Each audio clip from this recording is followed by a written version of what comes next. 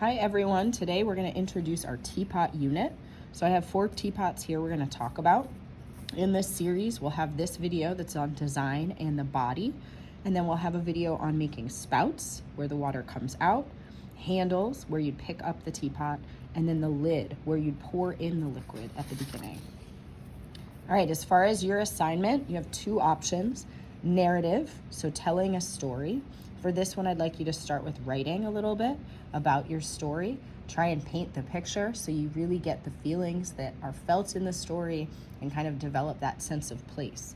This could be a real story, something from your life. This could be something fanciful. It could even be like, let's say you wanted to do something with Alice in Wonderland. You would just want to think about how to take it in a new direction so you're not just copying and pasting images and ideas that you've seen. And through colors, symbols, words, you're going to tell part of that story in the teapot. The second option is to do something more innovative.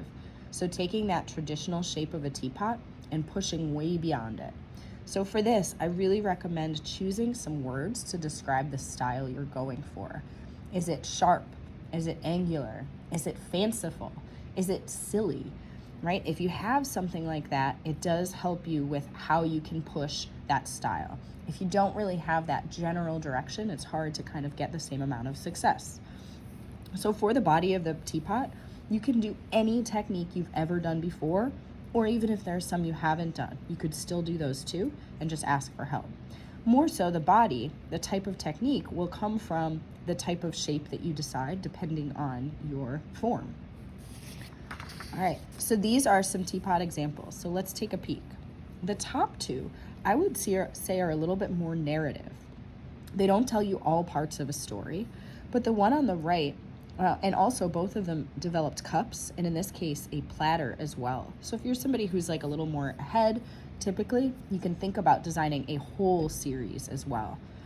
So the one on the right, this is kind of this natural plant-like world that they've created. But what's interesting is all of the cups and the teapot, they look like natural items from nature, but they also look like internal organs. So the artist is kind of playing with this like pretty idea, but then also putting something that's kind of gross and gory together. And they use bugs to kind of like pull that idea together throughout. The one on the left, this one, it's not telling you a story in that there are words all over or characters, but it's very fanciful, very silly, and they really took this idea of fun and pulled it all the way through the design. If we look at the bottom 2, these ones are maybe more innovative in shape. The one on the left has a lot of different shapes and patterns going on, but what unifies it and makes it all work together is a lot of negative space. So there's a lot of these small cutouts, and then they use this gold accent that kind of ties through the whole form.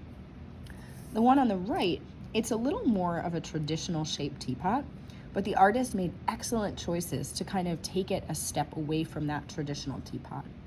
So they wanted it kind of imperfect. You can see in the lid here, it kind of leans to the side. We see some curved lines on there. And then they mimic that in the spout as well, so it's a little bit crunched.